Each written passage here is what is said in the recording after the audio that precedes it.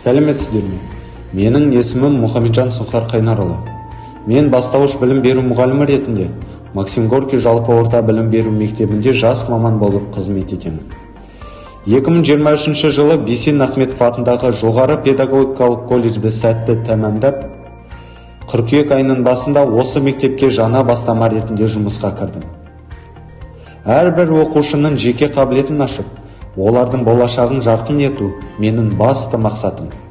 Білім берудегі шығармашылық пен ынта-ықыласты арттыра отырып, балалардың жан-жақты дамуына үлес қосуға тырысамын.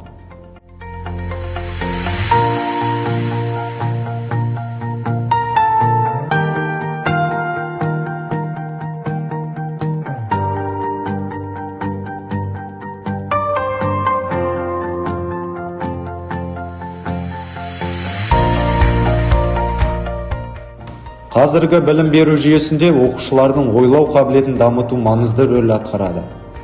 Бұл ретте менталды карта бастауыш сынып оқушылары үшін тиімді әдістердің бірі. Бүгінгі видеороликті осы әдісті қолдану жолдары мен оның артықшылықтарын қарастырамыз.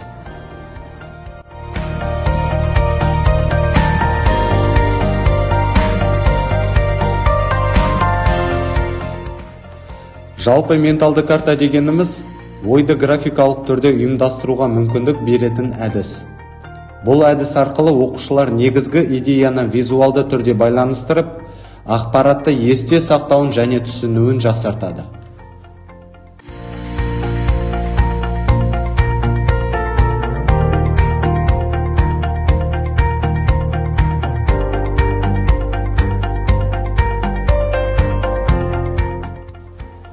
Менталды картаның басты ерекшелігі оның тармақталған құрылымы. Яғни басты ой ортасында орналасып, одан қосымша идеялар тарамдалады.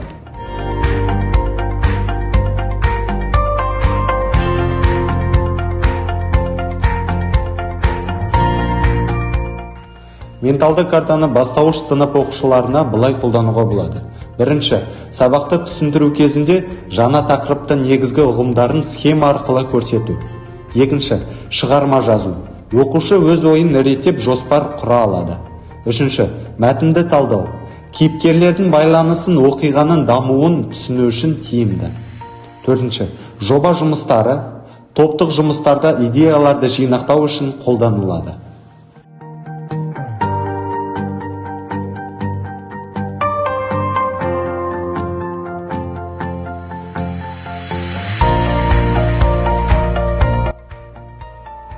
Менталды картаны қолданудың артықшылықтары.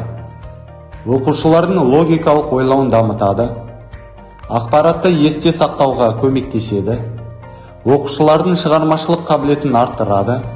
Сабаққа деген қызығушылығын оятады.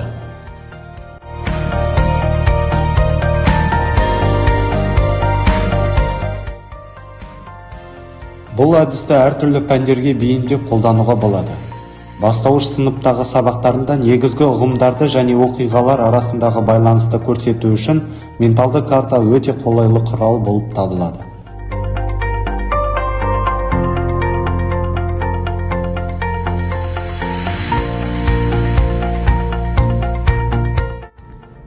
Менталды карта ұғымдар арасындағы байланыстарды айқын көрсетеді. Бұл кейбір күрделі тақырыптарды түсінуді жеңілдетеді. Оқушылар өз ойларын еркін бейнелеп, шығармашылық қабілеттерін арттыра отырып, өз карталарын жасайды. Топтық жобаларда менталды карталар оқушылардың ынтымақтастығын, пікір алмасуын және коммуникациялық дағдыларын жетілдіруге көмектеседі.